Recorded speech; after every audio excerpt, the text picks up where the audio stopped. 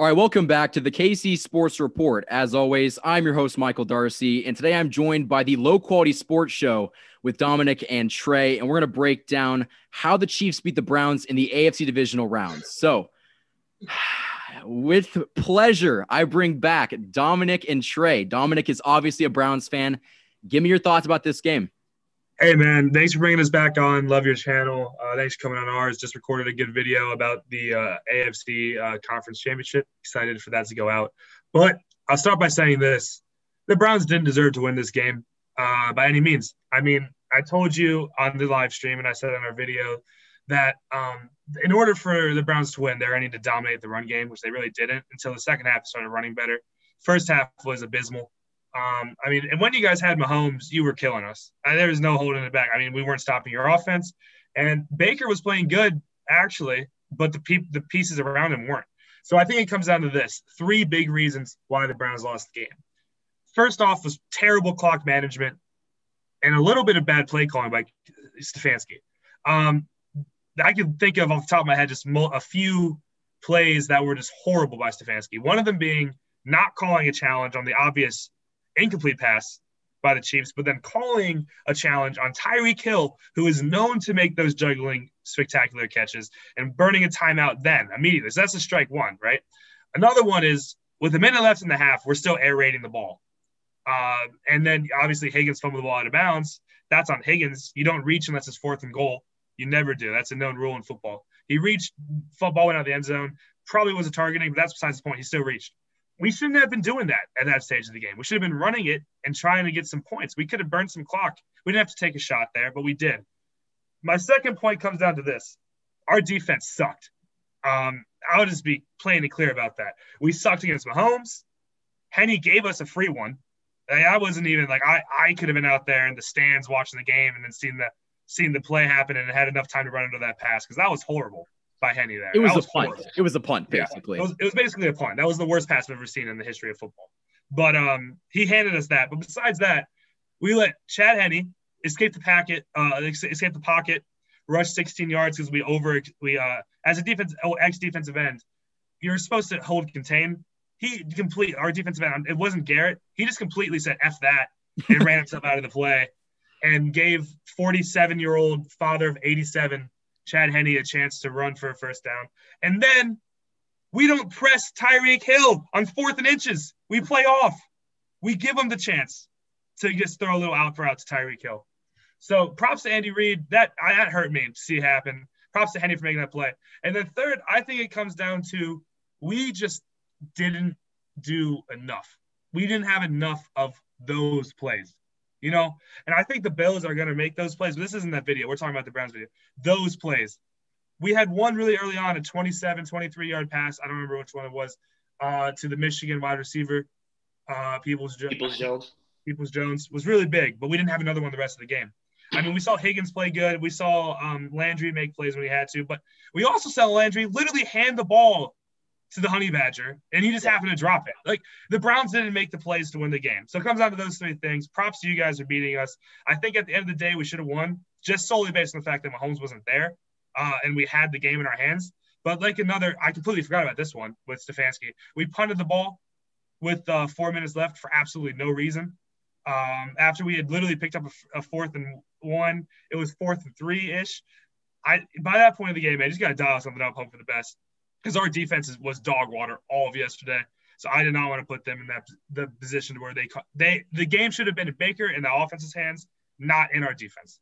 Well, like you said, I mean, the fact that we had our superstar in Patrick Mahomes leave the game, you had a great position to come back. But Chad Henne, as much as I have been very critical about him over the last however long, he stepped up, made some big-time plays on the stretch. That run, I have never lost my mind screaming more. To see like you said, a 47 father of I don't even know how many kids, to see him scramble for a 15-yard gain on 3rd and long and to convert that on 4th and inches. Great play calling by Andy Reid. I think that's what it comes down to. The coaching is something you didn't allude to. I mean, you got on the Browns side, but I think that Andy Reid just outcoached Stefanski in the last quarter of the game. I think that that's kind of what it boils down to. But I was really surprised you guys didn't run the ball in the first half when I was like, when are we going to get that big dump off to Kareem Hunt or that big gain with Nick Chubb. They didn't get that. And in fact, Darrell Williams, our third string running back, who, by the way, did ball yesterday, he had 13 carries and ran for 78 yards, which was more than both of the Browns running backs. Absolutely. And I'm going to build on that, Michael. That just shows you how bad our freaking defense is, right? I was watching the game. It's one thing to get cooked by Mahomes. It's one thing because he's unstoppable. But it's another thing to let a third string running back rush for 8 to 10 yards per carry. And then only give the ball. He gave the ball to Hunt. Hunt had like 2 touches in the first half. I don't know what Stefanski was doing. I don't know. I still think he's a great coach. I love him. I think he's the future. Him and Baker are the future of this Browns organization. And it's not by no means over, but that was garbage. What a garbage. He got dominated by Andy Reid. It's the pressure of Patrick Mahomes. At the end of the day, that's what it comes down to. When you see Patrick Mahomes on the other side, I mean, you saw how quickly the Chiefs got up 19-3. But Trey, we don't want to leave you out of this conversation. How do you think the Chiefs beat the Browns? Wasted opportunities is the first thing that I see with the Browns. There's a lot of aspects that certainly I think when the Browns really decompress and look back at this game, they're going to see that they missed a lot of opportunities and left a lot of things on the table. The first thing that you alluded to, Dom, we talked about on your stream last Friday about we basically laid out a template in many ways of how to beat the Kansas City Chiefs if you are the Cleveland Browns. And it started with that rushing attack, arguably the best tandem of backs in the NFL with Hunt and Chubb. If I remember correctly, the first couple times they gave Chubb the ball on that first drive, he was running the ball effectively. And literally your voice popped in my head about how concerned you were about their ability to slow down that rushing attack. And I said, well, this is if they're able to do this and then Baker gets going, this could be a game. And what Baker Mayfield proved is what we've been saying for a long time. The simple fact that Baker rises to occasions, Baker relishes that underdog mentality, and that Baker, though he is not a Patrick Mahomes, could absolutely put up a fight with the right weapons around him. And to Dom's point, Baker Mayfield played a good enough game for them to win. This game was not on Baker Mayfield. It was really, again, on missed opportunities. The Browns strayed away from your game plan. To your point, that's the Patrick Mahomes effect, right? When you see a bunch of points being put up, you feel this need to get out of your game plan to stray away from what you're good at doing to try and keep up with them.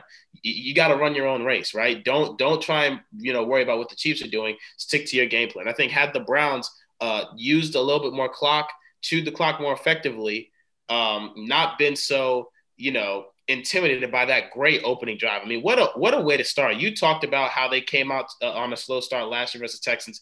The Chiefs came shot out of a cannon. Oh, yeah. The only thing that was bad about that drive was your captain kicker missing an extra point, right? Which that's neither here nor there. He loves to make 50-yarders, but when it comes to an extra point, no, exactly. He's been like that. It seems like he can do the spectacular, can't do the routine, but regardless of it, great drive. You guys are shot out of a cannon, and I think in many ways that sort of set the tone from the beginning. And what I saw was a game where the Browns offense was playing really, really well, but it was all for naught because you knew that the moment the Chiefs got the ball, barring any unforeseen circumstances, i.e. Patrick Mahomes, there was no way that defense was going to be able to stop that Chiefs offense. They were on an absolute mission, like you said they were going to be. Then the Mahomes injury happens. At that moment in time, I can tell you as a player, that is momentum changing. That is game changing. That is where you go from, especially as an offensive player, going from, man, we got to keep up with this race to, oh my God, we have a chance to dominate this game and change the whole tone. And I'll spin you this, Michael. We talked about how they strayed away from that game plan early. Now imagine this. That's like a second chance for the Browns to reestablish the momentum of that game. Oh, yeah. Because right at that moment, once Mahomes goes down, the moment the Browns get the ball back, in my opinion, you're running the ball, you're chewing clock, you are imposing your will, you're reestablishing the tone of that game, making it a physical game, and you're driving right down the field in a 10, 9, 8-minute drive in which that offense is forced to sit on the bench. And Chad Henne, who had been warming up on the sideline all game, has to go out now with 6-7 minutes to go in the fourth quarter and put together a big-time drive and be that man for Kansas City. The Browns had an opportunity to make it a Chad Henne prove it to us game, and instead they made it a Chad Henne preserve it for them game, if that makes any sense. And that is where I think the Browns dropped the ball.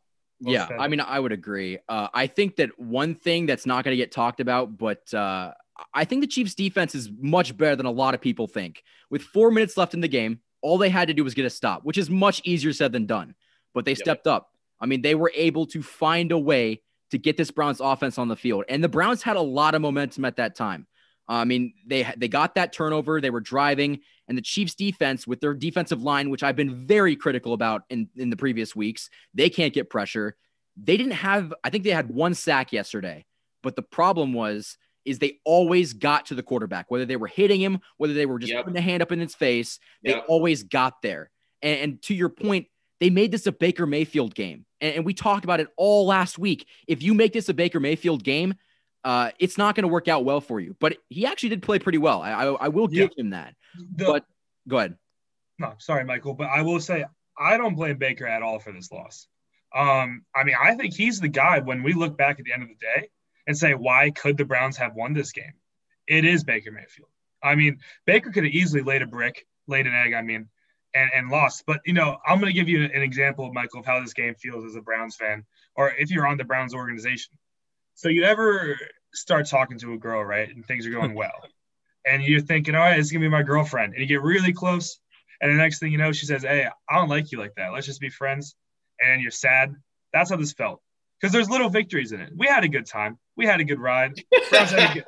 Browns had a good season. I have some memories with this girl I'll probably cherish for a while. But, at the end of the day, my heart was ripped out of my chest and stomped on. And that's how this game felt as a fan. So unbelievable analogy there. Ron Matthew, by the way.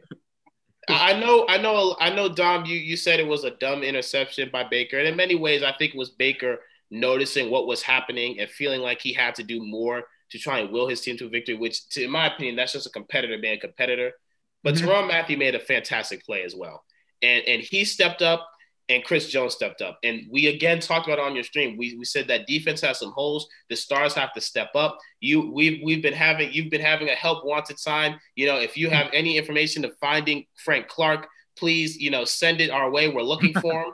Well, regardless, Chris Jones showed up and he made key plays time and time again. There was a play where there was a crosser going across the field. I believe it was either Jarvis Landry or Rashard Higgins is going across the middle. They have the play. I believe it is either early third or late second. Baker Mayfield is looking to connect with him, and it is Chris Jones putting pressure in his face, causing him to have to essentially check it down and swing it to Kareem Hunt and get swallowed in the backfield. Those are the types of plays that the Chiefs have proved to make last year in the Super Bowl, right, with the way that they were able to get the ball back to Mahomes versus the 49ers. They stepped up again. It was reminiscent of that. Teron Matthew putting that defense on his back in many ways and making big-time plays. And it was also in many ways an underlining gutty performance. I mean, Breland got hurt. I mean, there were guys out there that were dinged up for the Kansas City Chiefs. They had a championship mentality, and they really showed how complete of a team they are. And then to your point, Andy Reid, if anybody questioned how elite of a coach he is, in many respects, Dom, you can say that Stefanski made some poor decisions, but I think Michael made a great point. I think it really was Andy Reid showing his experience, in many ways just out coaching Stefanski, who I think we can all agree is going to be a great coach for the Browns moving forward. That was his first playoff game against an elite head coach. A lot of things were stacking up against him, and you gotta admire the Browns for the way they hung in there, but they also missed some opportunities down the stretch. Well, you hit it right on the head because the Chiefs found a way to get it done. They had the lead. I get that. But when you lose Mahomes, I mean, anything could happen at that point. Yep. Everybody's in the media has been like, oh, the Chiefs win close games. And that's a problem. We saw what winning close games can do to you. I mean, that is a team that was battle tested. They've been in that situation before. And last year we did not win those close games, not in the regular season. So to see this team find a way to put it all together and win those close games that they didn't last year, that was such a positive. But I mean, like you said, Andy Reid, he basically said that he had in mind going forward on 4th and inches. Like it wasn't any doubt in his mind, but that's a gutsy play call. I mean, that is just showing you that this team is all in and that they have complete trust in literally everyone on this roster. I don't have trust in Chad Henne, but I do now. I mean, he showed me what he's got. And I think that that's really beneficial for this team moving forward. And I think that this close win made our team better. And in many ways, you got to remind, we also talked about on your stream, we asked the question, who was going to guard Travis Kelce? It was very evident early on. I mean, if your best corner, Denzel Ward, can't cover Travis Kelce, then nobody can on that Chiefs defense. And he absolutely was a man on a mission. He could not be stopped. It didn't matter who was out there. There were times where it looked like there were 4 guys out there, and yet nobody could stop him. I mean, he is an absolute monster and a weapon. And I will go as far as saying this. I know we're not going to get into the championship now, but I think he's going to be a key factor moving forward, especially if the off chance that your guy, superstar Mahomes, is not out or is indeed out. That would be a guy that Chad Henne is going to be looking for. A security blanket, big body, matchup nightmare. He could be a guy that ends up being big, especially trying to keep the chains moving in this championship. Both Travis Kelce and Tyreek Hill had over 100 yards receiving, just to put into perspective how insane of a day that they had last night. I mean, Patrick Mahomes, before he got hurt, he had 255 and 1 touchdown in 2 quarters, basically, which is unbelievable. Baker Mayfield had 204, 1 TD, 1 interception. So, we kind of talked about this game. I'm glad the Chiefs got the win as a Chiefs fan. We're moving on. It's a great feeling. Dom, close us out. What exactly is your feelings right now as a Browns fan? Had to do this to you, but what's going on? So like I said, man, this is like a failed relationship that you had hope in. Like I'm talking, this is like this relationship got to the phase where you told your friends about her, It's like, hey, y'all, go follow my girl on Instagram. We're going to be something. And then it just turns out that she was just another one. And, I think luckily I didn't, but I punched my door so hard after Chad Henne ran for 15 yards on us. I thought I was going to break my hand. I'm happy. Obviously, I'm happy I didn't. I shouldn't have done that. But in summary, congratulations to the Chiefs, though, man. And I mean, I like you and your fan base for giving me a hard time. That was fun. It was a really fun matchup. And at the end of the day, as a football fan, as a football player, that was a great freaking game. You can't take too much away from that. Besides that was a great game. It really was. Because if Andy Reid and the Chiefs missed that 4th and inches, like the Browns get the ball on the Chiefs side of the field and win the game. We got a very good game if that happens. So the Chiefs, go ahead. Got anything else? No, that's all I'm saying. Thanks for having us on. But yeah, just like it's like a failed relationship is how I feel as a Browns fan. I could feel the pain in your voice, and it trust me, I've lost some of these big games too. I mean, the AFC Championship game in 2018, one of the worst games I've ever seen. But I appreciate you guys coming on. If you haven't already, go subscribe to the Low Quality Sports Show on YouTube. We collab a lot, so go check me out on there. Go check out their other stuff. They do NBA, NFL. They talk a lot of sports, and I enjoy their content. So the Chiefs found a way to get out of this game with the victory, and they will be hosting the Buffalo Bills in the AFC Championship game. And the first time an NFL team has hosted the AFC Championship game at home for 3 years and consecutively. So I will see you guys with more Chiefs content coming this week. We got a lot of stuff coming very soon. So if you haven't already, go subscribe to them and stick out for more Chiefs content. Thank you for watching this video. If you guys enjoyed it, like and subscribe for more of the best Chiefs content on YouTube. You can also support the channel through the Patreon and follow us on Instagram. The links to those are in the description. You just listened to the KC Sports Report by Michael Darcy.